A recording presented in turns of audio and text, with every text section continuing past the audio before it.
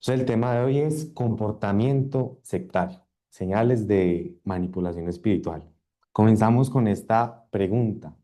¿Qué es una secta? Bueno, voy a dar aquí entonces a explicar un poco la definición de esto, qué es esta palabra, pero es muy importante entender que esta palabra tiene una definición antigua y una definición moderna. ¿Listo? Entonces, por un lado, la definición antigua, ¿cuál sería?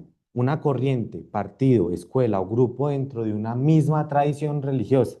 Entonces, simplemente es como una división dentro de un grupo, ¿sí?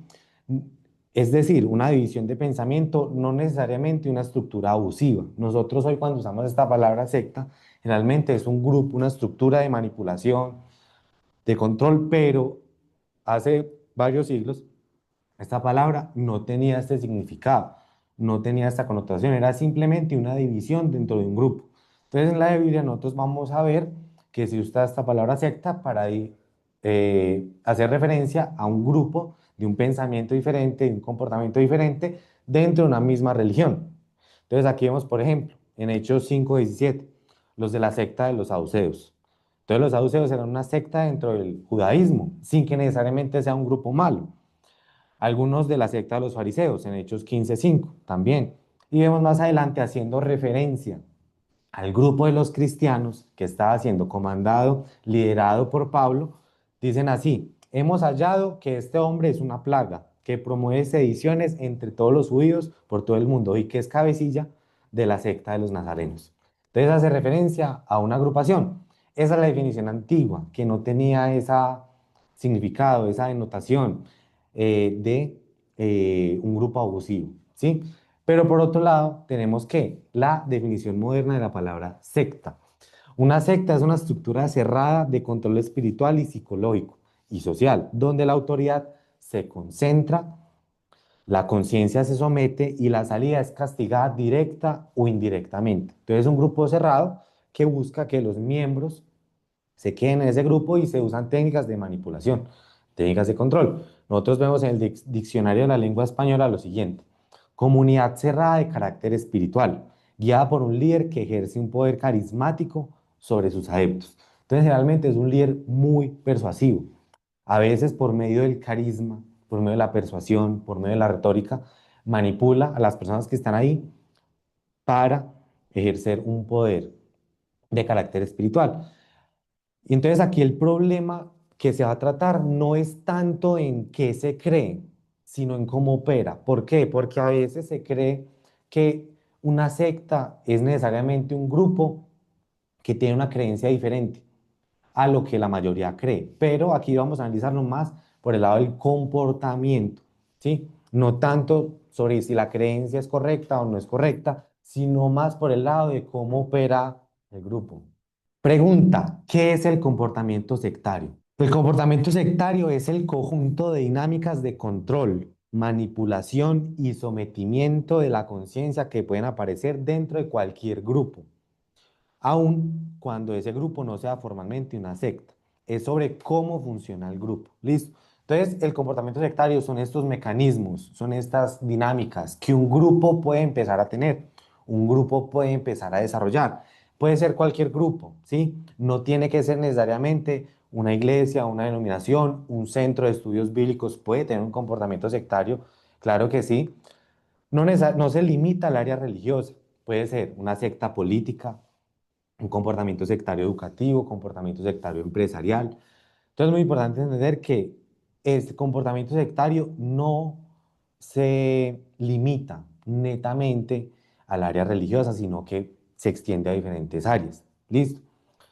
Y es diferente un comportamiento sectario a una secta. Son dos cosas diferentes. Una cosa es como la identidad de secta y otra cosa es que el comportamiento, el cómo está operando. Una cosa es el qué y otra cosa es el cómo. Una secta se supone que opera de forma sectaria, tiene comportamientos sectarios, pero cualquier grupo en cierto grado puede tener comportamiento sectario.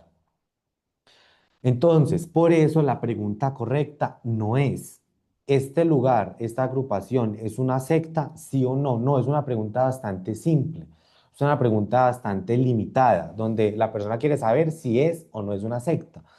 pero nosotros debemos hacer preguntas más abiertas, no preguntas cerradas de sí o no, sino preguntas abiertas, que es cuál. ¿Qué tanto comportamiento sectario hay aquí? De esa forma podemos llegar a respuestas mucho más precisas, respuestas con mucha más riqueza, para poder discernir si hay en un grupo comportamiento sectario, en qué grado, de qué forma se está manifestando y ver si de alguna forma se puede resolver. ¿Por qué coloqué ahí esa barra de blanco a negro? Porque cuando nosotros nos hacemos la pregunta si algo es una secta, es como preguntar blanco o negro, sí o no. Es muy limitado. Pero cuando nosotros nos preguntamos qué tanto comportamiento sectario hay aquí, lo que sucede aquí es que se abre mucho más la respuesta. Entonces se puede decir, no, esto es sectario en un 10%, sectario en un 20%, en un 30%, en un 40%, en un 50%, en diferentes grados, ¿sí? Y los diferentes grupos van a manejar diferente un grado. Entre mayor sea el grado, más control, más manipulación, más cerrado el grupo. Entonces eso es lo que hay que analizar, ¿sí?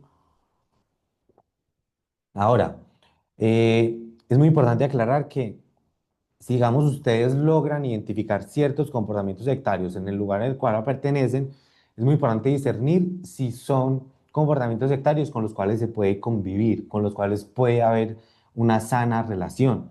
Pero si ya son comportamientos sectarios muy altos, hay que analizar si ese grupo es sano o no para nosotros, para convivir en comunidad y también en el ámbito espiritual, ¿sí?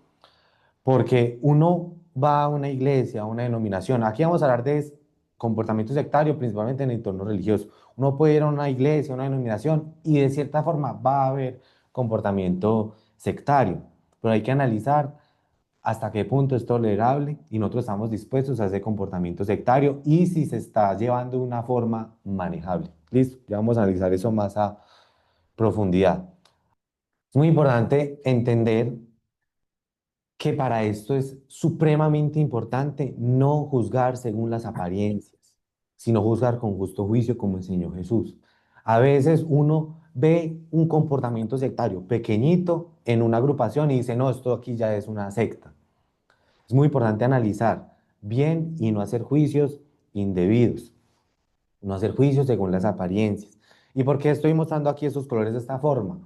¿Por qué? Porque por un lado, los grupos no son blanco y negro. Si es secta o no es secta, no. Los grupos son más complejos, son más dinámicos.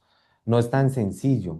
A veces nosotros nos gusta en nuestra mente categorizar las cosas como blanco o negro, como es secta o no es secta, pero son juicios demasiado simples. Por otro lado, en la parte de abajo, en el de la mitad, lo que se quiere representar ahí es que un grupo que hoy no tiene comportamiento sectario puede en el futuro desarrollar un comportamiento sectario. Es decir, nosotros los seres humanos somos seres cambiantes, no somos inmutables, el único inmutable es Dios. De la misma forma, los grupos hechos por seres humanos no son inmutables. Lo que hoy en día no tiene comportamiento sectario puede en el futuro tener comportamiento sectario. Y lo que hoy tiene comportamiento sectario puede que en el futuro no tenga comportamiento sectario. Entonces es muy importante entender esa posible variabilidad dentro de los mismos grupos y no creer que entonces, como hoy no hay comportamiento sectario en tal grupo, así se va a quedar de por vida, entonces dentro de 10 años va a ser lo mismo. No, puede que en un grupo empiece a emplear comportamiento sectario y llegue hasta el tal punto que se vuelva nocivo, se vuelva peligroso para nuestra vida espiritual, para nuestra vida en comunidad, que sea necesario salir de aquel grupo. Listo. Y por otro lado, con esa imagen de abajo, lo que se quiere representar es que dentro de un grupo grande que no tiene comportamiento sectario, puede que en un futuro, puede que uno de los grupos dentro de ese grupo esté desarrollando comportamiento sectario. ¿Listo? Porque a veces, por el hecho de ver comportamiento sectario en una parte del grupo, hacemos una generalización y decimos que todo el grupo tiene un comportamiento sectario, por ende todo el grupo es una secta. Entonces es importante, respecto a este tema, no hacer juicio según las apariencias, sino juzgar con justo juicio. Listo. Bueno, Siguiendo por acá, vamos ahora a analizar 20 tipos de comportamiento sectario. ¿Listo? Señales de manipulación religiosa. Esos son 20 tipos. Les pido el favor que a medida que se vayan presentando, ustedes analicen eh, si creen que esto es un comportamiento sectario o no, porque puede que haya alguno que toque sacarlo. O si creen que hay algún comportamiento sectario que estén haciendo falta, porque al final les voy a preguntar si creen que hay que sacar alguno de esos comportamientos o si creen que está haciendo falta alguno. También, ustedes pues que están conociendo aquí cómo funciona la dinámica en el refugio del centro de estudios, analicen si están viendo alguno de esos 20 comportamientos sectarios aquí, para que también me lo comenten, para mejorar. Porque un grupo puede desarrollar comportamiento sectario y la idea es que aquí como centros de estudios ese comportamiento no se desarrolle, sino que se identifique, se trate y se tomen mecanismos para que no se desarrolle ese comportamiento sectario. Entonces, primero, autoridad dominante. Empezamos por ahí. ¿Qué es esto? Que el poder está centralizado sobre una persona o sobre un grupo de personas, sobre un líder. Toma decisiones de forma autoritaria, determina las creencias y acciones de los miembros y sus instrucciones se perciben como verdad absoluta. Es decir, lo que dice la persona no se puede cuestionar y la persona ejerce autoridad de forma dominante, de forma controladora. Pero nosotros vemos en la misma Biblia que el modelo que enseña Jesús de autoridad no es en base al dominio, sino en base al servicio. Lo vamos a ver aquí. Entonces, pero Jesús llamándolos junto a él, dijo, llamando a sus discípulos, ustedes saben que los gobernantes de los gentiles se enseñorean de ellos y que los grandes ejercen autoridad sobre ellos. Aquí está hablando de los gobernantes de los gentiles, ¿son quiénes? Los gobernantes de los gentiles romanos. Entonces, el gobierno de Roma, en la época del Imperio Romano, ¿cómo funcionaba? Los de arriba ejercían autoridad sobre los de abajo. Y así funcionaba. Funcionaba en una jerarquía de sumisión, donde dominaban, donde controlaban. Entonces Jesús a los discípulos decían, vean, ese es el modelo de los gentiles. Pero vean lo que les dice después Jesús.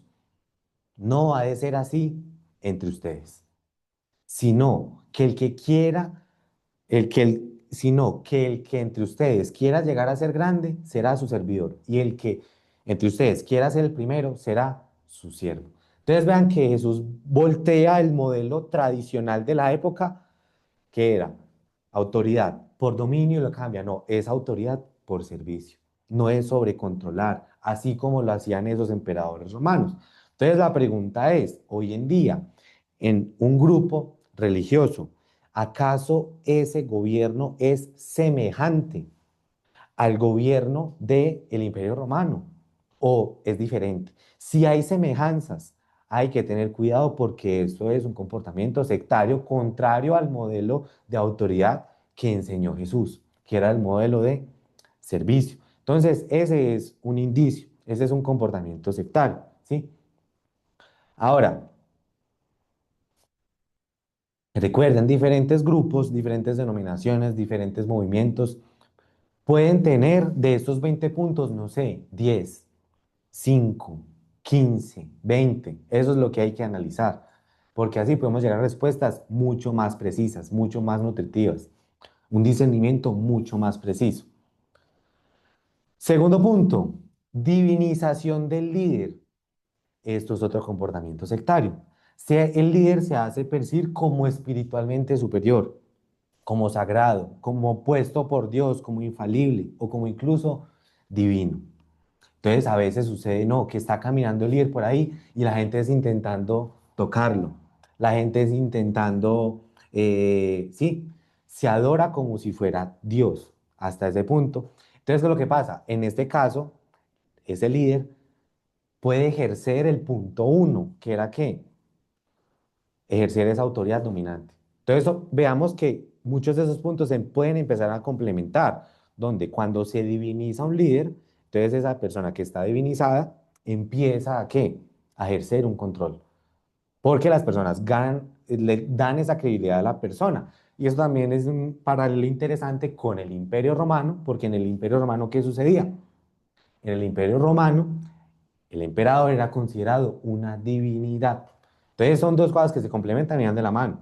Y a veces para ver esa figura divina del líder, para que las personas se imaginen que esa persona tiene una figura especial, o a veces se cree que es el mismo Cristo en algunos lugares, la persona que está ahí hablando habla mucho de sus experiencias espirituales, pero lo hace con el fin de no de que Dios sea glorificado ni de que Cristo gane credibilidad, no, es con el fin de que él mismo gane una credibilidad, como si él tuviera un estatus espiritual superior y después las personas deben creer lo que él dice, no porque lo que él dice sea verdadero, sino porque él tiene esa figura divina especial y elevada.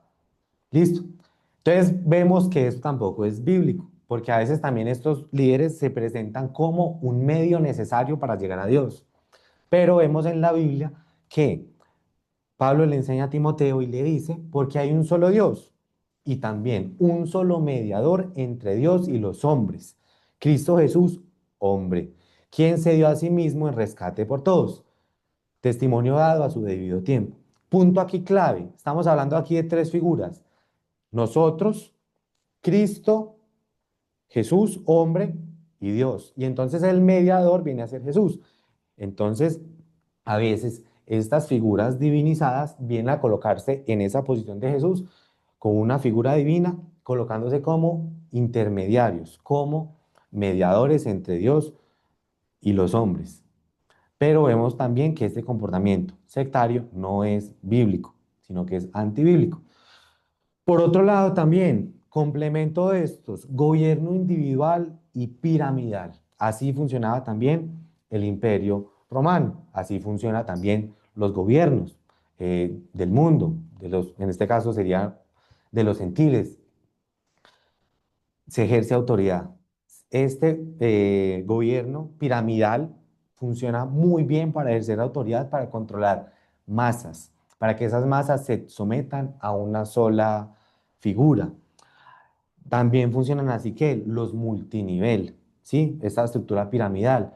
A veces nosotros vemos esa estructura piramidal como algo normal porque no conocemos otra estructura, pero ya vamos a ver que la estructura en la cual funcionaba la iglesia primitiva no era de carácter piramidal y no era de carácter de gobierno individual. ¿Gobierno individual qué es? Que es nada más uno en el mando. No son varios y nada más uno.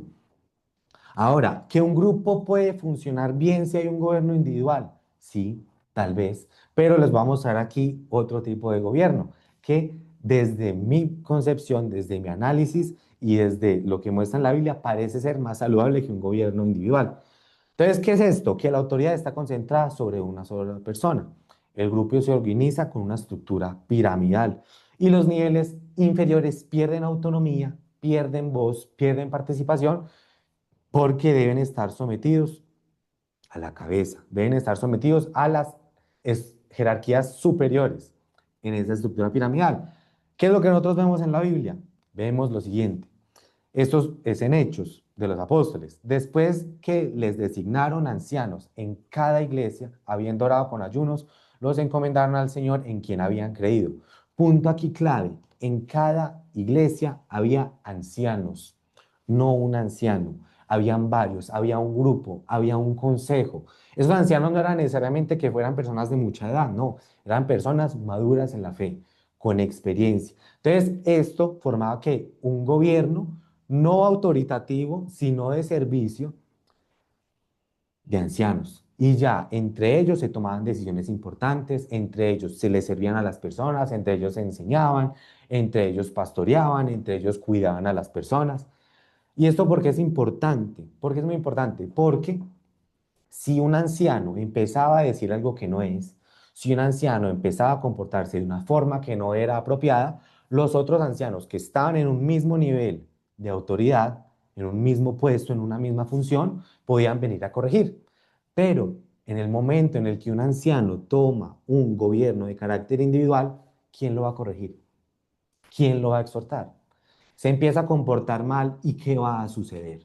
Voy a llevar esto a un caso extremo, ¿sí? No es que suceda en todos los grupos, pero en grupos religiosos se han presentado escándalos de abuso sexual.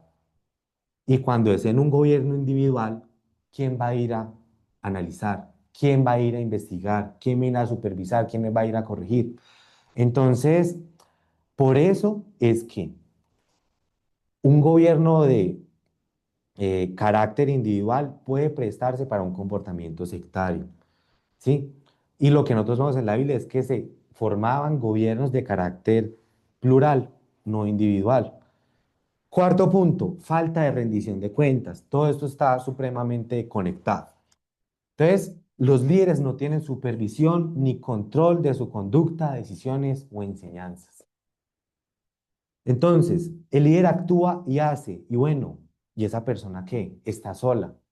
Esa persona, si comete algo que está mal, ¿quién está ahí vigilando? ¿Quién está ahí supervisando? ¿Quién está ahí analizando?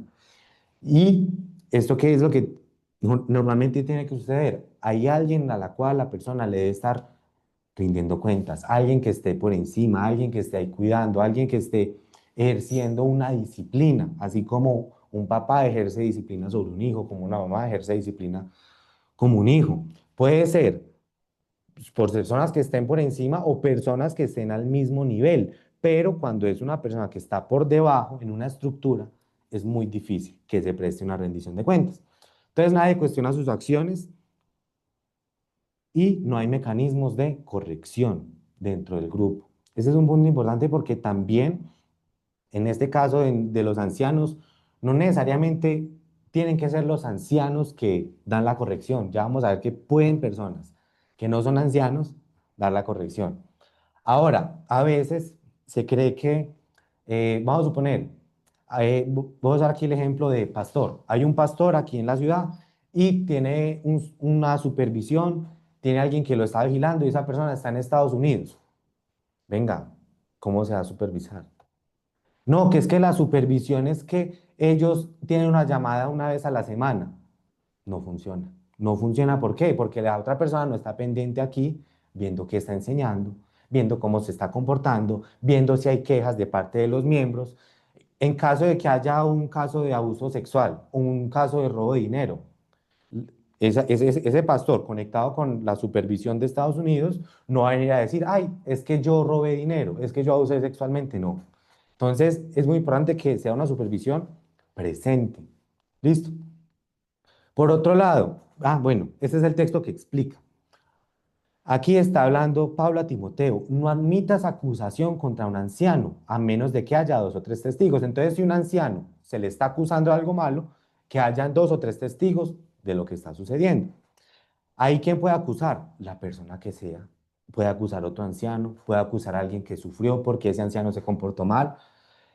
Y dice así, a los que continúan en pecado, aquí hablando, los ancianos que continúan en pecado, repréndelos en presencia de todos, para que los demás tengan temor de pecar. Este es un punto bastante interesante, que si un anciano, alguien que está teniendo esa figura, esa representación, esa imagen pública, se equivoca, entonces que se corrija públicamente. Que se robó dinero, listo, corrección pública. Porque es una persona que tiene una figura pública, listo. Entonces, a veces también se presenta en comportamientos sectarios que cuando un anciano, cuando una figura pública comete un error, está cometiendo algo que no está bien, algo que está dañando la comunidad. No, vamos a esconder esto, vamos a silenciar esto y que ese anciano continúe en su posición de anciano como si no hubiera pasado nada, que continúe predicando como si no hubiera pasado nada. Eso también es comportamiento sectario. Por otro lado, anulación de la corrección humana. Se enseña que es Dios el que corrige a los líderes. Se delega el 100% de la responsabilidad a Dios. Esto es muy sutil. ¿Por qué? Porque si le hace a esa persona como que no, espiritualicemos todo este tema de la corrección, nosotros no intervenimos, sino que el Señor se encarga de corregir. Y si el Señor quiere corregir, corrige. Eso en un discurso puede parecer súper espiritual, puede parecer supremamente piadoso, puede parecer como una revelación, pero en el fondo esto es comportamiento sectario, esto es comportamiento manipulador y controlador de silenciar a las personas, de cortar esos mecanismos de corrección, de cortar esos mecanismos donde las personas hablan, donde las personas se expresan. Esto lo que hace es cancelar la corrección mutua, silencia la comunidad por medio de un lenguaje espiritual y protege al líder de la confrontación. Es decir, el líder entra como una burbuja, como en una celda, como en un, ¿sí? Como en algo donde está protegido y no recibe correcciones. Vamos a suponer que la persona está enseñando algo que no es. Entonces, no, esperar hasta que Dios haga. Y cuando Dios hace, pasan los años y los años y los años. Y la gente esperando a que alguien diga. Pero no, nadie dice porque todos están esperando a que Dios haga algo. Pero nosotros vemos que esto no es bíblico. Nosotros vemos que en la época de los apóstoles había un error. Se hablaba, se decía, se corregía, obviamente, en amor, obviamente con la verdad, obviamente sin juzgar según las apariencias, sino con justo juicio. Entonces esto se ve manifestado con las siguientes frases. Hay que esperar a que Dios corrija al líder. No digas nada, Dios se encargará. Entonces uno, tomando esta actitud, uno se puede sentir bastante espiritual. ¿En qué sentido? Como no, yo estoy esperando a que Dios haga, pero eso no es espiritual. Eso es manipulación. Eso es comportamiento sectario, donde se anula la corrección humana, se anulan esos mecanismos de corrección. Y además, un líder que está haciendo las cosas bien, un líder que está enseñando lo que es, un líder que se está comportando bien, no tiene por qué tenerle miedo a que los otros hablen. No tiene por qué tenerle miedo a que los otros pregunten. No tiene por qué tenerle miedo a que los otros corrijan. Y si la persona se está equivocando y si el líder se está equivocando, antes, si él tiene la humildad, él debe abrirse a esa corrección, porque esa corrección lo va a llevar a mejorar. Y el objetivo debe ser mejorar. Pero si el líder no quiere cambiar, si el líder se cree que ya llegó al nivel espiritual perfecto, no va a recibir ningún tipo de corrección. Entonces, ese tema está muy relacionado con la humildad de la persona que está liderando.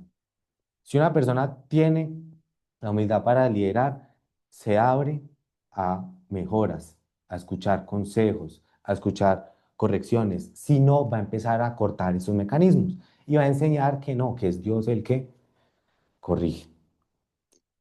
Por otro lado, ¿qué es otro comportamiento sectario? Ambiente de silencio.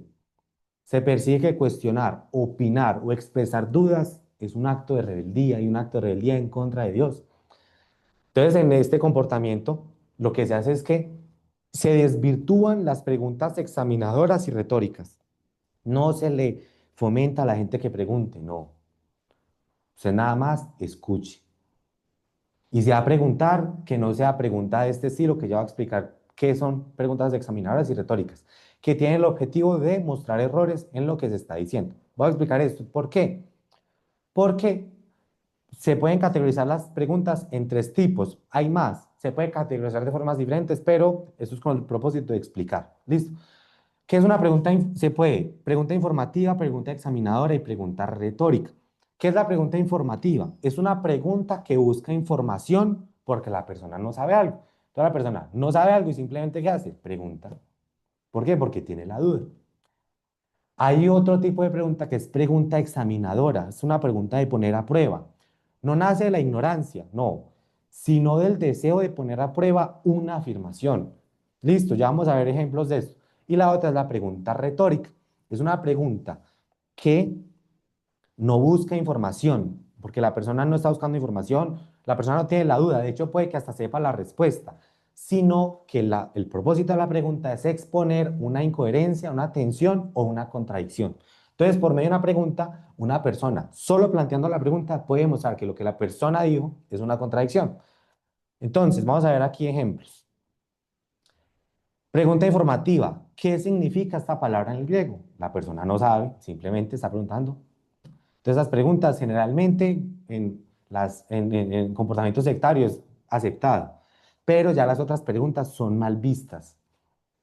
Entonces, ¿cómo sería una pregunta examinadora?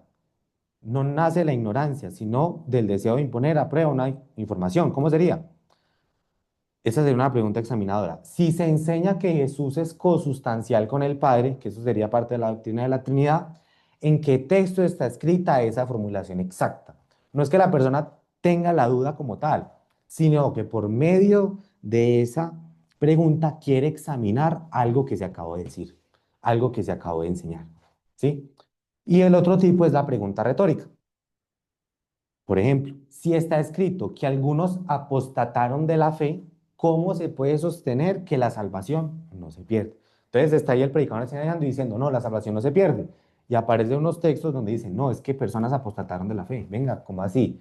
¿Se puede o no se puede apostatar de la fe? ¿Se puede o no se puede perder la salvación? Entonces, son preguntas que intentan mostrar contradicciones. Entonces, la persona aquí en este caso no tiene la intención como de informarse de algo, tiene la intención de mostrar una incoherencia en los raciocinios de la otra persona. Entonces, aquí, ¿qué es lo que pasa? En este comportamiento sectario, que se desvalorizan este tipo de preguntas examinadoras. Se desvalorizan este tipo de preguntas retóricas colocándolas como si fuesen preguntas malas, pero no, son preguntas que nos llevan a profundizar, son preguntas que nos llevan a expandir nuestra perspectiva, son preguntas que nos llevan a cuestionarnos de cosas importantes. Entonces, estas preguntas en un ambiente no sectario antes se promueven, ¿sí? Bueno, aquí vemos aquí un ejemplo, ¿sí? De ver un caso en el cual no está ese ambiente de silencio, sino que hay un ambiente donde se habla, donde se dicen las cosas. Aquí es Pablo hablando. Pablo dice, pero cuando Pedro vino a Antioquía, me opuse a él cara a cara, porque él era digno de ser censurado, porque antes de venir algunos de parte de Jacobo, él comía con gentiles, pero cuando aquellos vinieron, Pedro empezó a retraerse y a apartarse porque temía a los de la circuncisión. ¿Qué está pasando aquí? Está diciendo Pablo que en un momento él enfrentó a Pedro cara a cara porque él estaba teniendo un comportamiento que no era adecuado. Entonces aquí se puede ver como que un anciano corrigiendo a otro anciano. ¿Sí? Pedro empezó a retraerse y apartarse porque temía a los de la circuncisión. Entonces, Pedro se estaba juntando con los gentiles, que no eran judíos. Pero cuando llegaron los judíos, que eran algunos de parte de Jacobo, que eran los de la circuncisión, ¿qué hizo Pedro? Se empezó a apartar de los gentiles, empezó como a excluirlos. Y después dice Pablo que el resto de los judíos que estaban con Pedro se juntaron a la hipocresía de quién? La hipocresía de Pedro. De tal manera que aún Bernabé fue arrastrado por la hipocresía de ellos. Pero cuando vi que no andaban con rectitud en cuanto a la verdad del Evangelio, que la verdad del Evangelio es que los gentiles también hacían parte del plan de salvación de Dios, dije a Pedro delante de todos, si tú, siendo judío, vives como los gentiles y no como los judíos, porque obligas a los gentiles a vivir como judíos. Entonces aquí esto no es una pregunta informativa, eso aquí es una pregunta retórica, con el objetivo de demostrar una incoherencia en el comportamiento de Pedro. Entonces veamos que se hizo también ¿qué? Público. Entonces aquí vemos que Pablo actúa, pero no actúa en un ambiente, en un espíritu de silencio, no. Él actúa con el objetivo de corregir, con el objetivo de hablar. Y ahora, entonces, ¿por qué Pablo le digo esto a Pedro? Pablo no amaba a Pedro, no, sí lo amaba. Y porque lo amaba, le decía lo que Pedro necesitaba escuchar. Porque lo amaba, lo corregía. Entonces vemos que esta atmósfera de silencio que a veces crece en los grupos no es conforme al comportamiento apostólico, no es conforme al comportamiento de Pablo. Punto 7, enseñanza selectiva.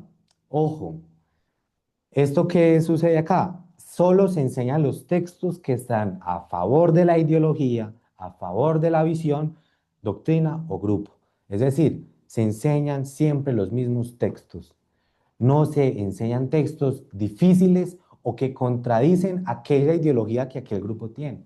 Eso es algo también parte del comportamiento sectario. Y esto viene complementado con el punto 8.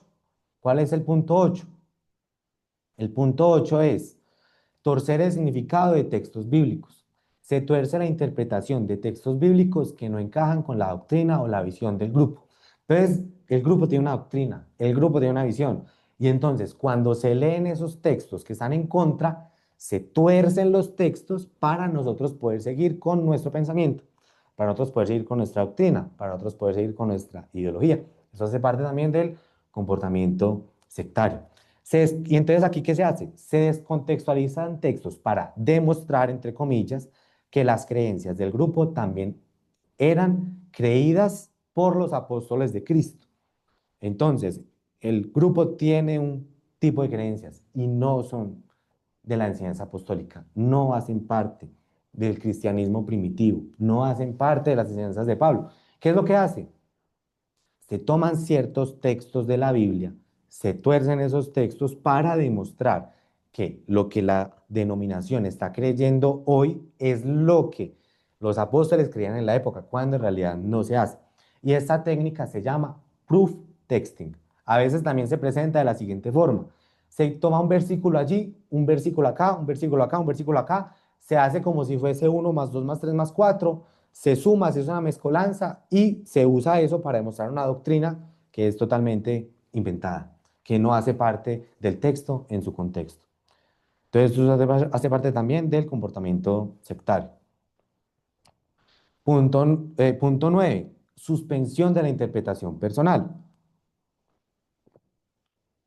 Comportamiento sectario también es desalentar la lectura de la Biblia, desalentar que las personas se informen de la Biblia, desalentar que las personas se capaciten de la Biblia, porque una persona que no conoce de la Biblia le pueden decir cualquier cosa y le dicen que está en la Biblia y se la cree. ¿Por qué? Porque no tiene unas bases. Entonces, ¿qué es lo que pasa? Si una persona no sabe de la Biblia, es posible, no quiero decir que siempre sucede, pero es posible que sea engañada fácilmente por personas que usan la Biblia de forma astuta. ¿Listo? También se prohíbe que los miembros interpreten por sí mismos. ¿Sí? Se le dice, no, no, no, usted no puede interpretar la Biblia, no, el único que puede interpretar la Biblia somos nosotros aquí. Y a veces se dice como que es Dios el que delega esa autoridad para interpretar la Biblia y que los otros no pueden interpretar. No significa que también, pues eso también hay que entenderlo. No significa que entonces que porque un grupo promueva que los otros interpreten la Biblia, que la interpretación que la otra persona haga, que uno haga, va a ser perfecta. No, uno es humano, uno se puede equivocar en la interpretación. Por eso uno tiene que estar constantemente abierto a aprender. Pero a veces es difícil aprender. A veces es más difícil desaprender y aprender que no saber y aprender. Porque a veces aprendimos ciertas cosas de cierta forma, aprendimos a interpretar ciertos textos de cierta forma y se nos acostumbramos a interpretarlos de esa forma. Y nos cerramos a ver el texto desde otra perspectiva, analizar si hay otra posibilidad de interpretar el texto. Entonces, eso es algo importante también para analizar. Y aquí también, ¿qué sucede? La interpretación del grupo, la interpretación de la denominación se impone por su autoridad. Es decir, se impone simplemente porque nosotros tenemos autoridad para interpretar. No se impone, no se comunica por exégesis del texto. No, no es porque esté interpretando bien el texto en su contexto, no. Es simplemente como nosotros podemos interpretar, esto es lo que dice el texto y listo. Entonces ahí la autoridad no recae sobre la buena interpretación, sobre la buena hermenéutica, sino que recae sobre simplemente que la persona tiene una autoridad especial para interpretar la Biblia. Listo. Entonces, aquí vemos un caso muy interesante relacionado con esto. Esto es aquí el caso en el cual Pablo y Silas llegan a Berea y vean lo que hacen las personas que están escuchando el mensaje de Pablo y de Silas. Enseguida los hermanos enviaron de noche a Pablo y a Silas a Berea, los cuales al final fueron a la sinagoga de los judíos.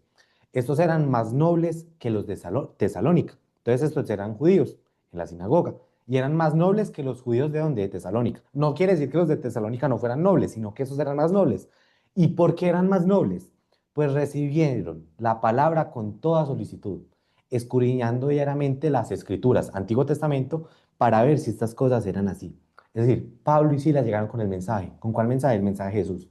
Y lo que hicieron los judíos de Tesalónica era verificar si lo que ellos estaban diciendo estaba conforme a lo que estaba escrito. Entonces veamos aquí un punto interesante, que esa actitud de ir a analizar que lo que se está diciendo es una actitud noble, no es una actitud mala, es una actitud buena, no tragar entero. Y ojo con esto, es que no estaban aquí cuestionando a un falso apóstol, no estaban aquí cuestionando a alguien que sacó el título de pastor en un paquete de papitas, no. Están aquí cuestionando a Pablo, están aquí cuestionando a Silas, ¿sí? Entonces, aquí también se invita. ¿Ustedes creen que yo, Tomás, interpreto bien la Biblia? No importa, cuestionenme. Si se cuestiona a Pablo, ¿cuánto más no van a cuestionar a mí, que soy inferior a Pablo? que sé mucho menos que Pablo. Continuemos por acá. Desvirtuar la razón y el juicio crítico, otro comportamiento sectario. Se motiva a apagar la razón para así aceptar contradicciones en ideas y doctrinas enseñadas. Se dice como no, para esto que yo lo voy a explicar, usted no lo puede entender por medio de la razón. Usted tiene que entenderlo por medio de algo que es incoherente. Usted tiene que apagar su mente, tiene que apagar su razón. Entonces, ¿cómo se puede promover esto? No cuestiones, porque esto viene de Dios. ¿Cómo más se puede ver? No intentes ejercitar la mente, ejercita el espíritu por medio del corazón. Entonces se desvirtúa la mente. Y aquí hay algo interesante en la Biblia, que nosotros vemos que Jesús enseña a amar a Dios con toda tu mente. Entonces, la mente hace parte integral del ejercicio espiritual. La mente hace parte integral del amor a Dios. Entonces, ciertos grupos sectarios sacan la mente y sacan la mente creyéndose que espirituales, pero no. Están yendo por el lado de la irracionalidad. Y ya vamos a ver que en la Biblia la irracionalidad no está bien vista. También hay otra frase que puede servir para esto. Esto es contradictorio, pero es aceptarlo por fe. Como si aceptar una contradicción fuese una señal de que la persona está teniendo una fe muy grande. No, no, no, eso así no funciona. Y además es contradicción que la misma persona construyó por medio de un sistema doctrinal, por medio de un pensamiento, por medio de algo, por lo cual quiere dominar a las personas. Listo, entonces vamos a ver aquí dos partes de la Biblia donde se muestra que desvirtuar la razón y el juicio crítico no está bien. Y donde la Biblia antes promueve el juicio crítico, examinar las cosas. Vean aquí lo interesante. Dice Pablo, antes bien, examínenlo todo cuidadosamente. Vean, es que es un énfasis. Examinar todo y cuidadosamente. Es como una triple verificación. No examinar solamente unas cosas, sino todo. Y hacerlo cuidadosamente, no a la ligera. ¿Y qué dice? Después de examinarlo lo todo, lo que de esa examinación resulte siendo bueno, retenerlo, pero que no sea que no examinemos y que retengamos cosas que son malas. Vean que la misma Biblia promueve que ese análisis, ese examinar, ese juicio crítico. Y vemos aquí un caso donde la irracionalidad no es vista de buena forma. A veces se cree que en el tema espiritual, en el tema de la religión, lo que se está promoviendo es irracionalidad, como si fe fuese sinónimo de irracionalidad. No, veámoslo aquí. Pero estos blasfeman las cosas que no entienden y las cosas que como animales irracionales conocen por instinto. Por estas cosas son ellos destruidos. Punto aquí clave, la irracionalidad no es vista de buena manera. Aquí la irracionalidad se está usando para hablar, no de una buena forma, de ciertos grupos de personas que aquí en contexto eran falsos maestros. Listo. Aquí punto importante también, cuando nosotros, mm, porque a veces se enseña, sin entender muy bien el significado de las palabras, que juzgar en todo sentido está mal. Pero cuando nosotros estamos diciendo que un grupo se está comportando de forma sectaria, eso es juzgar. Y cuando nosotros estamos diciendo que un grupo no se está comportando de forma sectaria, estamos juzgando también. Cuando nosotros decimos que un grupo es secta, eso es juzgar. Y cuando nosotros decimos que un grupo no es secta, eso también es juzgar. ¿Sí? ¿Cuál es el punto que quiero compartirles aquí? Que nosotros naturalmente vamos a hacer eso, vamos a examinar y analizar y sacar conclusiones. Listo. Si se va a hacer eso, como dijo Jesús, no hacerlo según las apariencias, sino con justo juicio. ¿Sí? Y aquí, como dice Pablo, examinarlo todo y que se haga qué, de forma cuidadosa, que no sea a la ligera. Entonces, bueno, continuamos por acá. Punto 11. El uso del nombre de Dios como mecanismo de control. En contextos sectarios se recurre al nombre de Dios y a la autoridad del Espíritu Santo para legitimar decisiones humanas y conductas indebidas. Entonces, no, es que esto que vamos a hacer aquí hoy es voluntad de Dios. Esto que yo estoy diciendo que ustedes hagan es voluntad de Dios. Y se usa el nombre de Dios a la ligera. como si el nombre de Dios fuese algo vano. Y esto hay que tener mucho cuidado a la hora de usar el nombre de Dios, a la hora de decir el nombre de Dios a la ligera. De hecho, los judíos en la antigüedad y aún hoy tienen temor de decir el nombre de Dios, de usarlo en vano, porque hay un mandamiento en el Antiguo Testamento relacionado a esto. Entonces, ¿cómo se puede usar este nombre de Dios en vano? Aquí hay un ejemplo, pero esto hay miles y miles de formas. La visión de esta iglesia fue dada por Dios. Entonces, ¿qué se está haciendo? Se está usando la autoridad de Dios, se está usando el nombre de Dios para justificar la visión nuestra que es humana, que es lo que nosotros organizamos, que es la forma en la que nosotros decidimos actuar, la forma en la que nosotros decidimos organizarnos. Entonces, esto aquí puede ser muy delicado porque se está usando el nombre de Dios en vano para promover nuestros proyectos humanos. Entonces, vemos aquí un versículo, no tomarás el nombre del Señor tu Dios en vano, porque el Señor no tendrá por inocente al que tome su nombre en vano. Entonces hay que tener mucho cuidado con esto. O cuando también esto se presenta mucho, cuando a veces las personas empiezan a decir, no, es que Dios me dijo esto, es que Dios me dijo que le dijera esto, es que Dios me dijo que usted iba a ser mi esposa, es que Dios me dijo que usted tenía que entregar tal dinero, es que Dios me dijo que usted iba a ser pastor aquí en esta denominación.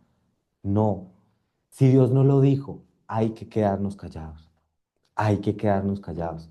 Es una advertencia muy importante, muy grande, porque si empezamos a usar eso a la ligera, hablar en nombre de Dios, decir que somos profetas, porque cuando yo digo que Dios me dijo, me estoy posicionando como profeta, estamos corriendo el riesgo de convertirnos en falsos profetas. Bueno, otro punto, sectario, comportamiento sectario, exclusivismo. La salvación se limita al grupo, no hay salvación por fuera. Esto aquí es supremamente peligroso. Cuando un grupo, cuando una denominación empieza a decir que no, los únicos que nos vamos a salvar somos nosotros. Los de afuera no se van a salvar. Entonces, ¿qué es lo que pasa? Esto también es una manipulación mental, es una manipulación espiritual del miedo, porque la persona tiene miedo a salirse del grupo porque cree que si se sale, se condena. O a veces cuando alguien se sale, entonces los de adentro empiezan a decir, es que se los llevó Satanás. Eso es comportamiento sectario también. El valor espiritual de las personas se determina por la obediencia, reputación o posición dentro del grupo, no por fidelidad a Cristo.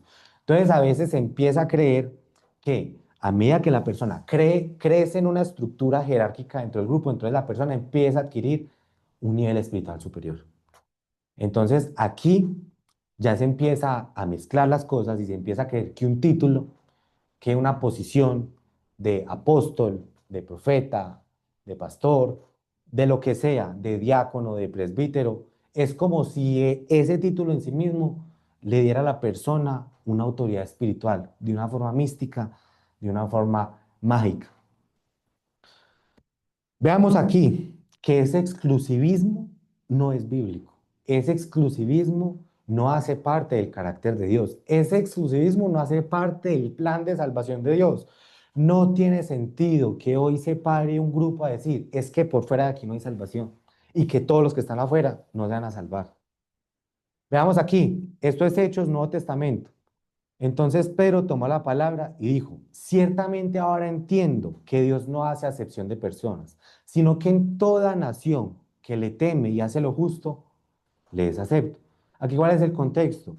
Pedro se dio cuenta que la salvación de Dios no se limitaba a los judíos, sino que se había extendido ¿a quién? A las naciones, a los gentiles. En el contexto, a Grecia, a Roma, a diferentes lugares, ¿sí? Contexto de hoy, se extiende a Colombia, se extiende a Estados Unidos, se extiende a España. Entonces, cuando una denominación empieza a decir que la salvación se limita a esa denominación, tiene que entender que la salvación de Dios se limita a la denominación, se extiende a la denominación tal, a la denominación tal, a la persona tal, a toda persona, a toda nación que le teme y hace lo justo. Entonces ese comportamiento exclusivista no hace parte del carácter de Dios y lo vemos aún desde el Antiguo Testamento, en Deuteronomio 10:17, porque el Señor su Dios es Dios de dioses y Señor de señores, Dios grande, poderoso y temible, que no hace acepción de personas ni acepta soborno. Cuando una denominación empieza a decir que la salvación se limita a esa denominación, está haciendo acepción de personas, diciendo que los de afuera no. Pero si Dios no hace acepción de personas, sino que Él es justo, Él no hace parcialidad, Él no hace ese favoritismo de forma arbitraria sobre las personas. ¿Quiénes somos nosotros para crear grupos que sí hacen acepción de personas? Esa es una pregunta retórica. Entonces, 13, aislamiento social, también comportamiento sectario. Se desalienta o prohíbe la relación con familiares, amigos o personas que piensen diferente. Puede que no se diga de forma directa, pero se puede decir de forma sutil. No, es que no te conviene juntarte con tal persona, es que no te conviene tener relaciones con personas que no pertenecen a este grupo. Se puede pasar de forma bastante sutil. A veces algunos grupos lo pasan de forma súper directa. Por eso yo les digo, hay grados. Hay ciertos grupos que tienen cierto grado de comportamiento sectario, hay otros que tienen un nivel supremamente alto. Entonces las relaciones externas se presentan como peligrosas o contaminadas espiritualmente. La persona comienza a depender socialmente del grupo. Aquí hay algo interesante que lo acabo de pensar. Y es que cuando Jesús vino, había una secta que era la secta de los fariseos. Ellos estaban encargados y tenían cierta autoridad en cuanto a la interpretación del Antiguo Testamento. Y lo que pasa es que Jesús, en Marcos 2, se sentó a comer con recaudadores de impuestos y con pecadores. Y los fariseos vinieron a qué? A cuestionarlo, a criticarlo porque él se estaba juntando con ellos. Entonces vean que dentro de esa secta había que un aislamiento social donde ellos no se juntaban con esas personas, no se juntaban con esas personas que también necesitaban de Dios. Y por eso es que Jesús también se juntó con ellos. Y también por causa de esto la persona comienza a depender socialmente del grupo y pierde todas las relaciones con las personas de afuera. Entonces por eso es que después la persona con el tiempo es muy difícil que salga del grupo, porque si sale del grupo se queda solo, ya no tiene amigos. Y pues las únicas personas que conoce pertenecen al grupo. Entonces esto también son mecanismos para que la persona quede adherida al grupo.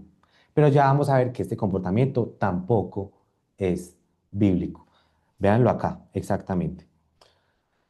En mi carta les escribí que no anduvieran en compañía de personas inmorales. Ojo, Pablo le escribió a Corinto, no se junten con personas inmorales, pero vean lo que aclara aquí. No me refería a la gente inmoral del mundo, no se refería a las personas de afuera, a los codiciosos y estafadores o a los idólatras, porque entonces tendrían ustedes que salirse del mundo.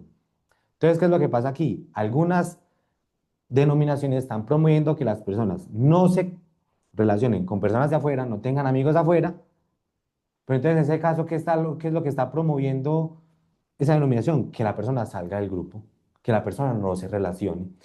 Pero esto no es bueno y esto no es lo que está promoviendo Pablo. Antes está diciendo que si él estuviera promoviendo no relacionarse con personas que no pertenecen a la iglesia en ese contexto, sería necesario que saliera del mundo, que la persona salga del mundo o también que la iglesia salga del mundo, pero no.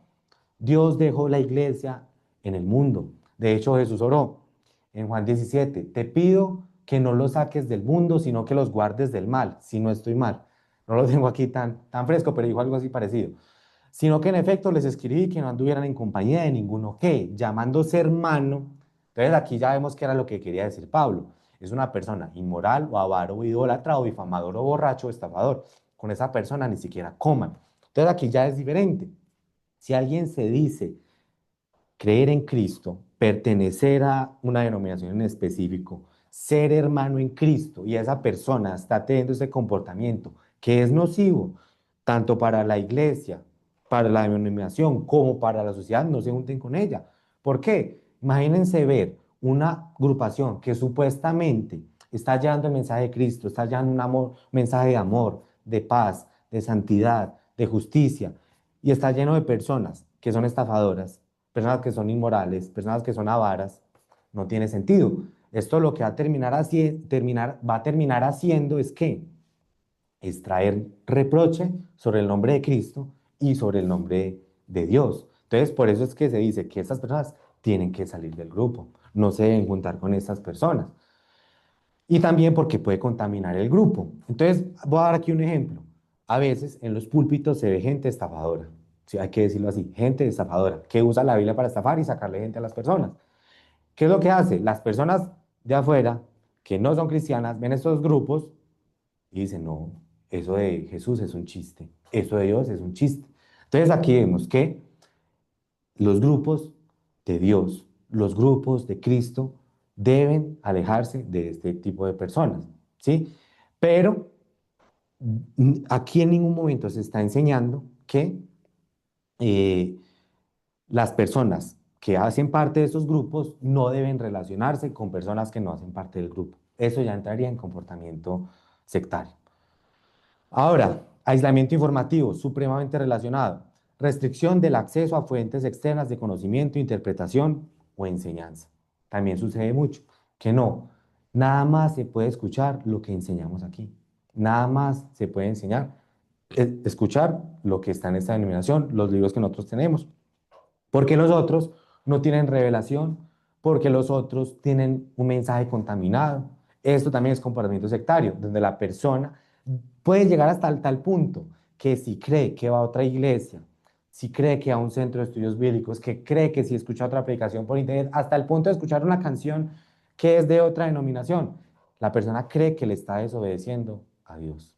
Esto también es comportamiento sectario. 15. Culpabilización espiritual de la duda. Entonces, se usan conceptos espirituales para deslegitimar el pensamiento crítico.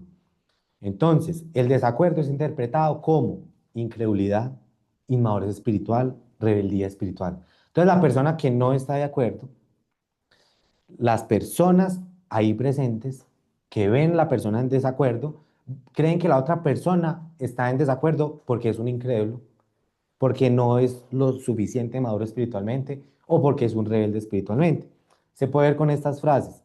Si dudas, eres una persona de poca fe. No crees esto porque no tienes suficiente fe. Si no tienes fe, no puedes agradar a Dios. Entonces esto es comportamiento sectario. Eh, Se puede presentar también de esta forma. Vamos a suponer, imaginémonos que yo soy aquí uno de esos teleevangelistas que a veces salen, que algunos de ellos, bastantes, son estafadores. Y digo lo siguiente, no, es que si tú haces en este momento un pacto de 1 millón de pesos a esta cuenta que se está proyectando aquí, estás haciendo un pacto con Dios, ¿sí? Y si tú haces ese pacto con Dios, Dios te va a retribuir y te va a dar lo que tú necesites. Pero es necesario que tú hagas ese pacto y para ese pacto es necesario fe. Y si tú no tienes fe para este pacto, es porque eres incrédulo, es porque no tienes la suficiente estatura espiritual y es porque tienes rebeldía espiritual. Obviamente no se va a decir así de forma tan directa, obviamente se va a decir con mucha más astucia, pero esos son mensajes que culpabilizan a la persona que está teniendo la duda. La hace sentir culpable por no tener la suficiente fe. Y entonces la persona, movido por la culpa, ¿qué es lo que hace? Entrega el dinero. Y entonces la persona cree que entonces porque entregó dinero, se cree que entonces ya llegó a ese nivel espiritual, tiene ese nivel de fe, pero no. Eso es pura manipulación por medio de la culpa. Y esto está muy conectado con este punto 16. Falsas promesas y falsas esperanzas. Entonces, el predicador o líder promete bendiciones que Dios no ha prometido, también en diferentes sectas, también hace parte del comportamiento sectario que empiezan a prometer cosas y también muy relacionado con las necesidades de las personas. Entonces vamos a suponer, llega una muchacha que tiene la necesidad y tiene el deseo de casarse, está desesperada, no encuentra a nadie, entonces llega la persona que escucha eso y le dice, no, tranquilo, porque Dios tiene una persona para ti. Y entonces si después no llega nadie, porque no todas las personas se casan en la vida, y no llega nadie, la persona se va a decepcionar ¿de quién? De Dios. Por eso es supremamente delicado prometerles a las personas cosas que Dios no ha prometido, porque después las personas se desilusionan. Y si la persona no tiene una buena relación con Dios, no tiene discernimiento de esas cosas, a la final puede creer que Dios la decepcionó, pero no, la decepcionó fue esa persona que hizo una promesa. Y también, pues, ese es un contexto. También hay otros. No, es que si usted entrega aquí cierto porcentaje de dinero, Dios le va a dar esto en retribución. Y Dios no da nada después. No es que Dios haya fallado, no. Lo que falló fue esa falsa profecía, lo que falló fue esa falsa promesa. Entonces, aquí se les dice a las personas lo que lo quieren escuchar. Generalmente es tema económico, juegan con tema económico, juegan con tema de salud, que la salud es una necesidad fundamental. Juegan con tema sentimental, tema de matrimonio, de relación. Entonces, es jugar con las esperanzas de las personas. Entonces, dice así, Antiguo Testamento, así dice el Señor de los ejércitos, no escuchen las palabras de los profetas que les profetizan. Ellos los conducen hacia lo vano, les cuentan las visiones de su propia fantasía, no de la boca del Señor. Entonces es muy importante cuando alguien llega y les dice, Dios me dijo que te dijera esto, estoy profetizando en nombre de Dios. Venga, ¿Dios habló o Dios no habló? Entonces dicen de continuo a los que me desprecian, el Señor ha dicho, tendrán paz. Entonces llega y se le dice a una persona que desprecia a Dios, que no le importa a Dios, que no tiene nada que ver con Dios en su vida, y dice, no, tú vas a tener paz. ¿Cómo así? Esa es una falsa profecía. Y a todo el que anda en terquedad de su corazón dicen, no vendrá calamidad sobre ustedes. Falsa profecía también. Listo. Muy importante entender, este texto tiene un propósito en su contexto histórico, pero se puede aplicar también sobre el día de hoy, ¿con cuál punto? De no escuchar esas falsas profecías, de no escuchar aquello que no viene de la boca de Dios, porque esas falsas profecías pueden tener un efecto muy grande sobre nuestras vidas. Pueden llevarnos a entregar grandes cantidades de dinero, pueden llevarnos a tener una relación matrimonial que no se dijo de parte de Dios en ningún momento. Y también hay visto casos que empiezan esas relaciones matrimoniales bajo una supuesta profecía y terminan en temas de abuso físico, abuso psicológico. Entonces hay que tener mucho cuidado con esto. Hay que tener supremamente mucho cuidado con este tema de las profecías. Punto 17. Banalización de la voz de Dios.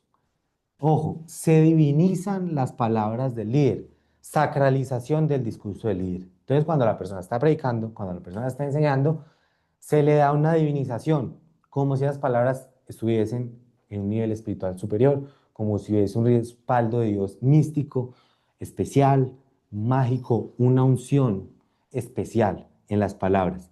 ¿Por qué? Aquí lo que se hace es que la voz de Dios, que es suprema, que es gloriosa, que es perfecta, que es santa, que es, eh, sí, que es perfecta, se reduce a una categoría bastante humana y se empieza a mezclar la voz de un humano con la voz de Dios. Entonces se percibe la voz de Dios como canal directo de la voz de Dios y voluntad de Dios. Entonces a veces se para el líder de un grupo con comportamiento sectario y la gente que lo está escuchando cree que está Dios hablando ahí, cree que Dios está hablando de forma directa. No estoy diciendo que no pueda suceder, lo que estoy diciendo es que hay que tener cuidado con esto y que cuando eso se vuelve una banalización, cuando se vuelve lo normal, esto puede tener un comportamiento sectario, porque cuando la persona cree que Dios está hablando, porque la persona quiere obedecer a Dios, la persona va a obedecer a ciegas lo que esa persona está diciendo. Entonces se puede ver de estas dos formas, hay muchas más. Abramos nuestros corazones hoy, Dios va a hablarnos hoy. Entonces, no se promueve discernimiento, no se promueve filtrar lo que se dice, no se promueve ser como los bereanos que escudriñaban, no se promueve ser como Pablo promovió, escudriñar todo cuidadosamente, sino que dice, no, abra usted el corazón porque aquí va a hablar Dios. ¿Y quién se para a hablar? Un predicador, y un predicador que termina haciendo ¿qué? Torciendo los textos bíblicos. Entonces esto puede ser bastante dañino porque son creencias que entran en los corazones de las personas, toman raíces en los corazones de las personas y las personas terminan tomando decisiones en su vida, terminan guiando sus vidas en base a aquello que fue sembrado. ¿Sí? Guardemos nuestro corazón. Nosotros para alimentarnos en esta vida físicamente, nosotros no nos metemos cualquier cosa a la boca, nos metemos comida saludable, comida que nos va a hacer daño. Sí, a veces uno se come un postre o otra cosa, sí, pero es comida comestible, ¿sí?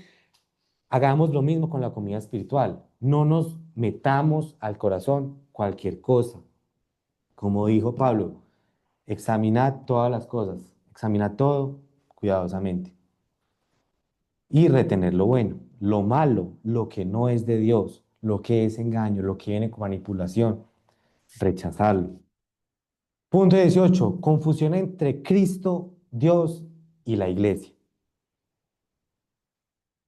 El grupo o líder llega a ocupar el lugar de Cristo o de Dios en la mente de los miembros. Entonces aquí es donde a veces se empiezan a mezclar las categorías, se empiezan a mezclar las identidades. Cristo, Dios y la iglesia. A veces se cree que la iglesia es como si fuese el Cristo mismo. Entonces, el grupo o líder llega a ocupar el lugar de Cristo o de Dios en la mente de los miembros. A veces hay líderes que se proclaman como ser la encarnación de Cristo en el 2025, en el siglo XXI, y se confunde lo que vendría a ser la autoridad institucional con la autoridad divina. Entonces, la persona que está ahí o el grupo que está ahí pasa la apariencia de que ese grupo es el propio Cristo, que ese grupo tiene esa autoridad divina. Entonces, frases como estas, el líder fue puesto por Dios, desobedecerle es desobedecerle a Dios. Y eso se combina con usar el nombre de Dios en vano, porque el líder simplemente se pudo haber puesto a sí mismo ahí. También, cuestionar al líder es desconfiar de Dios. Entonces, venga, ¿cómo así? Distingamos bien las categorías. Entonces, los bereanos que estaban cuestionando a Pablo estaban desconfiando de Dios o antes cuestionaron a Pablo porque estaban confiando en Dios. Esa es una pregunta retórica. El diezmo no se entrega a la iglesia, se le devuelve a Dios. Entonces se le hace creer a la persona que cuando está entregando dinero en ese grupo es como si se lo diera a Dios directamente, ¿sí? Ese también es otro punto, donde se intenta mezclar la identidad de la iglesia como si fuese la identidad de Dios. Y esto nos lleva al siguiente punto. Bueno, explicamos esto de cómo son tres identidades diferentes. Y Dios sometió las cosas bajo los pies de Cristo y lo estableció a Él como cabeza sobre todas las cosas para la iglesia, la cual es su cuerpo, la plenitud de Cristo que lo llena todo en todo. Entonces aquí vemos tres sujetos, tres identidades. Dios, Cristo y la iglesia son diferentes. Cuestionar una denominación, cuestionar una iglesia, no es lo mismo que cuestionar a Dios. Eso no se puede meter en la cabeza. ¿Por qué? Porque si una persona cree eso, nunca va a cuestionar algo que se dice en una denominación, porque cree que es la identidad de Dios. Y eso nos lleva al tema de la coerción financiera. Entonces, también comportamiento sectario es que coerción psicológica para entregar dinero. Entonces, psicológicamente se hace coerción para que las personas se vean persuadidas, a veces por medio de culpa para entregar dinero, a veces por medio de tantos mensajes, por medio de tantas enseñanzas, la persona llega un mes que no entrega el diezmo, por ejemplo, y se siente culpable. Y la persona cree que se siente culpable porque Dios le está hablando. No, no, no, Dios no le está hablando. ¿Son qué? Razonamientos que fueron sembrados semanalmente desde el púlpito para que con el tiempo la persona se sienta culpable si no se comporta conforme a lo que el grupo quiere. Entonces, también cómo se puede ver esta coerción financiera, se hacen promesas, se prometen bendiciones a cambio de dinero. Esto no está bien. Donde se dice a la persona, venga, si usted entrega esto para esta causa que nosotros tenemos, que es una causa de Dios, usar nuevamente el nombre de Dios en vano, esta causa de Dios, entonces Dios le va a recompensar a usted, se la va a multiplicar por dos, se la va a multiplicar por tres. Ya he visto que dicen que se la va a multiplicar por 100. Sí, ya lo he visto y las personas se la creen. Entonces, esto del trueque con Dios es muy peligroso, es muy peligroso. Ahora, también hay un problema grave, porque entonces la persona entrega el dinero, después Dios no hace nada, a la persona ¿a quién le va a echar la culpa? A Dios, pero no, la culpa no es de Dios, la culpa es de la persona que hizo falsas promesas, hizo promesas que Dios nunca prometió. Y a veces para esto se descontextualizan textos para persuadir, ojo, son mensajes muy persuasivos, son mensajes muy convincentes. Si no fuera persuasivo y no fuera convincente, nadie caería. No, caen porque tienen buena retórica, porque saben torcer el texto, porque saben manejar la astucia, son muy astutos y manejan esa persuasión. Entonces, ¿qué es lo que pasa con esa persuasión? Usan los textos, los descontextualizan para persuadir a las personas a dar diezmos, ofrendas y primicias. ¿Listo? Entonces, comportamiento sectario también es coerción financiera. Cuando uno va a un grupo, cualquier grupo, independientemente si es religioso o no, pero bueno, en este contexto religioso, una cosa que uno es muy bueno que uno analice cómo se está manejando es cómo se está manejando el tema financiero. Si se está manejando el tema financiero bien, es una buena señal. Si se está viendo manipulación, coerción para que la persona diezme, manejo de la mente, persuasión por medio de versículos para que la gente entregue dinero, eso puede ser una señal de peligro, de peligro. ¿Listo? Ahora, eso se puede presentar como estas frases. Los que no diezman es porque no son maduros espiritualmente. Esto aquí es manipulación. Entonces la persona cree que porque no está diezmando, entonces no tiene madurez espiritual. No. Muéstreme ese texto en la Biblia, no está. Si donas para la construcción que estamos haciendo, Dios te va a devolver 100 veces más. También. Esto aquí es jugar con el deseo de la persona de enriquecerse. No, si se quiere enriquecer, trabaje, estudie, esfuércese. ¿Sí? O sea, cuando se presenta la piedad, cuando se presenta el camino de Dios como un camino para enriquecerse, eso está mal, porque las personas entonces están buscando a Dios por un interés. Y a nosotros en este mundo nos gusta que nos amen de forma interesada, no, de la misma forma. El amor interesado a Dios no está bien, no tiene sentido. Entonces, aquí vemos bíblicamente que esto no está bien. Por tanto, a los ancianos entre ustedes, exhorto yo, aquí está escribiendo Pedro, anciano como ellos. Aquí vemos en este texto bastantes conceptos. Ancianos entre ustedes, gobierno qué? Plural, no individual. Y también exhorto yo, anciano como ellos. También Pedro estaba en esa posición de anciano. Pedro no estaba ejerciendo un poder, un dominio sobre esas personas, no, y testigo de los padecimientos de Cristo y también participante de la gloria que ha de ser revelada. Entonces aquí se está introduciendo Pedro para decir algo y le está diciendo a los ancianos, pastoreen el rebaño de Dios entre ustedes, plural, velando por él, amándolo, no por obligación, sino voluntariamente como quiere Dios. Y después dice así, no por la avaricia del dinero, que la motivación de una denominación, la motivación de una agrupación, no puede ser el dinero. Y a veces las sectas se mueven motivadas por el crecimiento en dinero, o a veces si no es en dinero es en crecimiento de poder, en crecimiento de influencia, en crecimiento de dominio, en crecimiento numérico. Entonces a veces importan más los números que las vidas de las personas. Importan más los números que nosotros abstenernos de manejar comportamientos sectarios. Porque sí, estos comportamientos sectarios pueden servir para que un grupo crezca y crezca mucho. Pero el objetivo no es que crezca. El objetivo es que hayan personas con una salud espiritual, unas personas que estén bien, que estén conscientes y que no estén siendo manipuladas espiritualmente. Dice así, sino con deseo sincero, tampoco como teniendo señorío, como teniendo autoritarismo, como teniendo control sobre los que les han sido confiados, sino demostrando ser ejemplos del rebaño. Entonces aquí, instrucción importante de Pedro. Ahora, ¿será que en una secta muestran este texto? Complicado.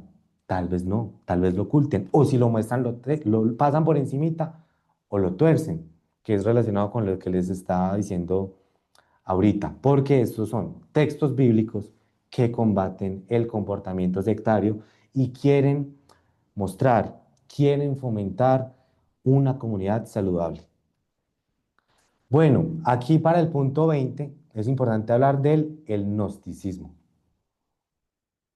Entonces, el gnosticismo fue y es un movimiento religioso con influencias filosóficas que enseñaba que la salvación dependía de recibir una gnosis, un conocimiento especial o oculto.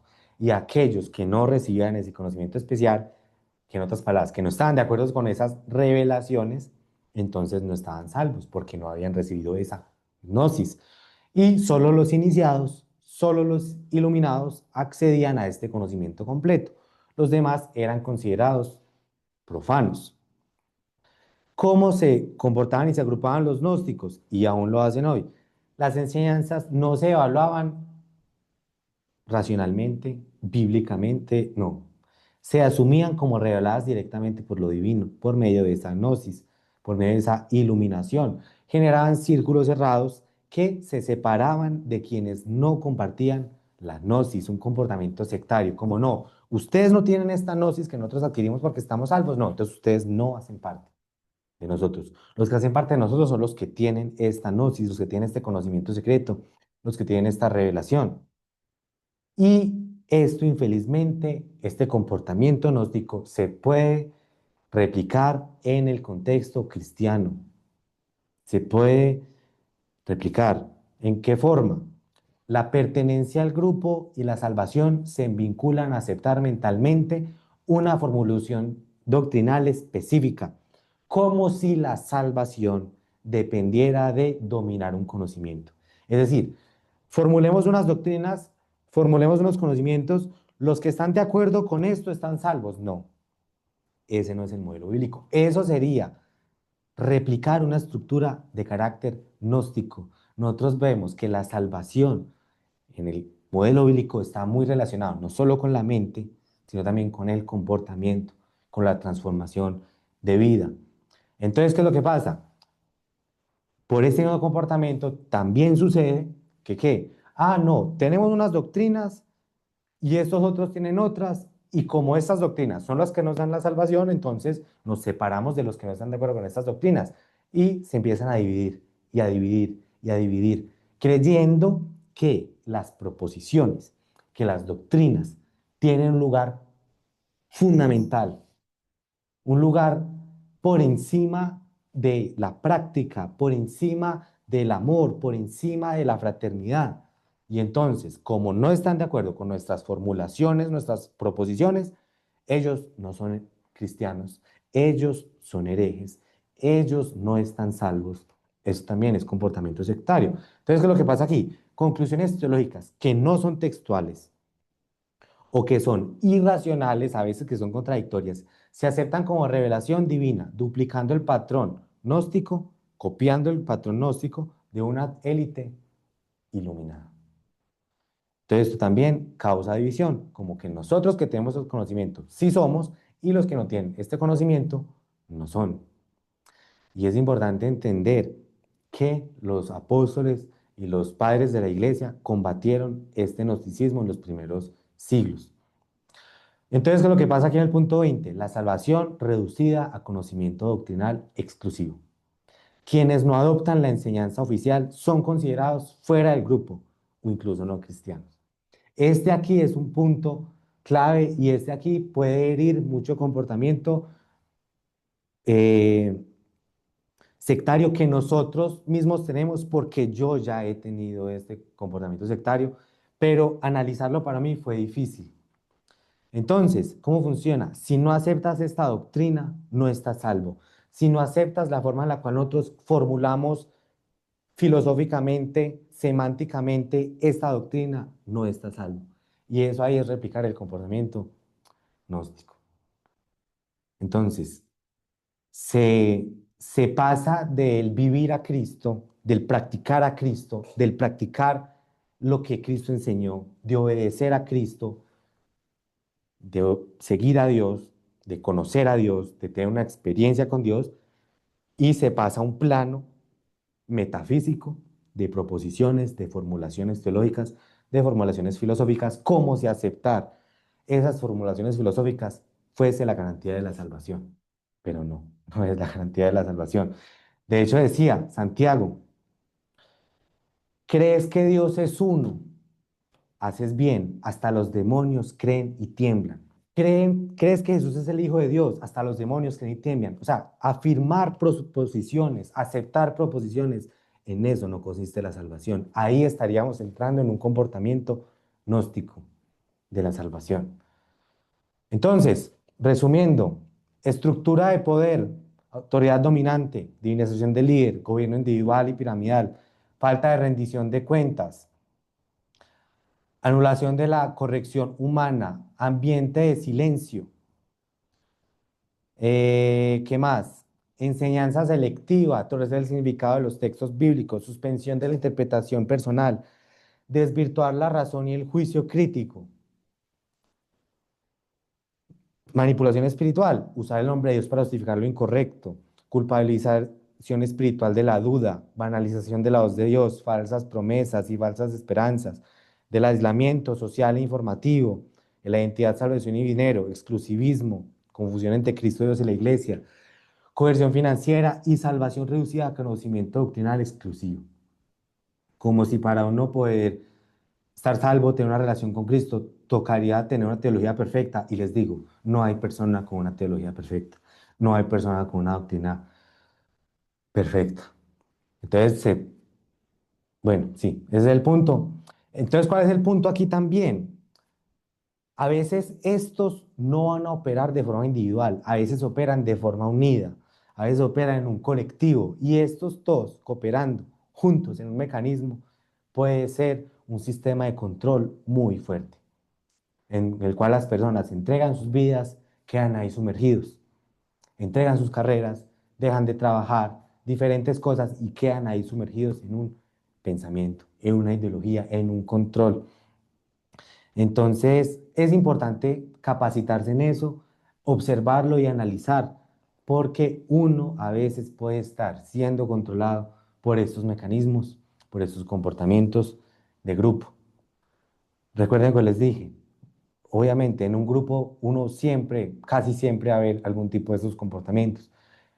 Y uno puede estar en ese grupo y puede ser un grupo saludable y crecer, pero a medida que el grado va creciendo, ahí sube, por decirlo así, la toxicidad del grupo.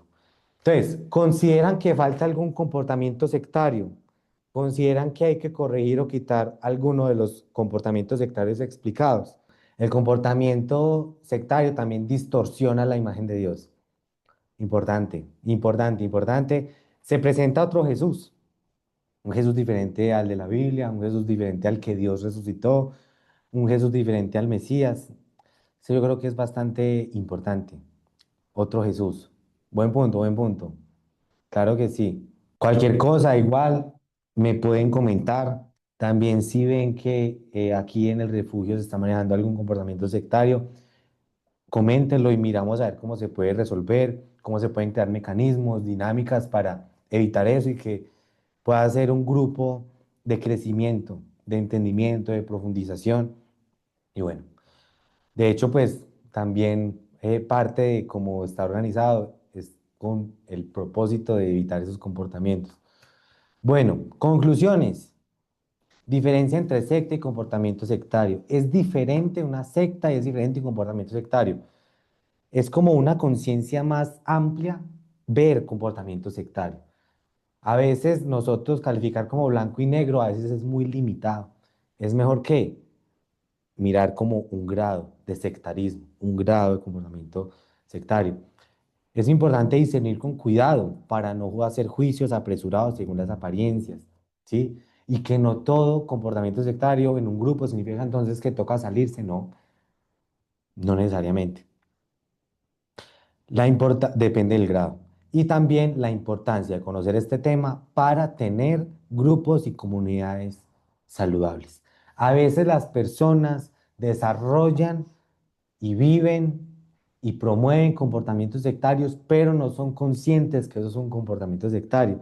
Entonces, capacitación, información respecto a esto es importante para evitar esto y que un grupo que tal vez en el comienzo no era sectario, con el pasar del tiempo, con el pasar del tiempo, se convierta en un comportamiento sectario. Ya lo he visto, ya lo he visto. Grupos que comienzan muy bien, pasan los años, llegan las dificultades, llegan el deseo de poder, de manipular, de que las personas se queden, de retenerlas y se empieza a dar ese comportamiento sectario. Y bueno, ese fue el tema de hoy, comportamiento sectario, señales de manipulación espiritual. Bueno, eso sería todo. Si quieren decir algo, preguntar algo, aquí va a estar un ratico dejar esta cámara abierta. ¿Cuál sería entonces la diferencia estructural entre una secta y una iglesia que se considere de sana doctrina? Listo, a ver, no sé, esa es una pregunta muy interesante porque hay que definir bien sana doctrina. Todas las iglesias se creen de sana doctrina. O sea, tenemos que empezar diciendo eso. Ah, ¿usted pertenece a esa iglesia, a esa doctrina? Sí, sí, somos de sana doctrina. Mm, y aquí estamos hablando de comportamiento sectario y vean que no se habló tanto de tema doctrina, porque no necesariamente el comportamiento sectario está relacionado con tener una sana doctrina o una mala doctrina. A veces nosotros calificamos muy rápidamente como que este de aquí tiene una doctrina diferente a la mía, secta. Eso es juzgar apresuradamente. Y eso no es considerar las diferentes matices y componentes que puede tener un grupo que se está comportando de forma sectaria. Puede haber un grupo que tenga doctrinas buenas y se esté comportando de forma sectaria, ¿sí? El comportamiento sectario no está relacionado a las doctrinas, a las proposiciones, a los sistemas doctrinales que manejan, no. Pueden tener sistemas buenos, lo siento, pero pueden tener un comportamiento sectario. Daniel, ¿queda clara la respuesta? Y Clemencia, no, con mucho gusto.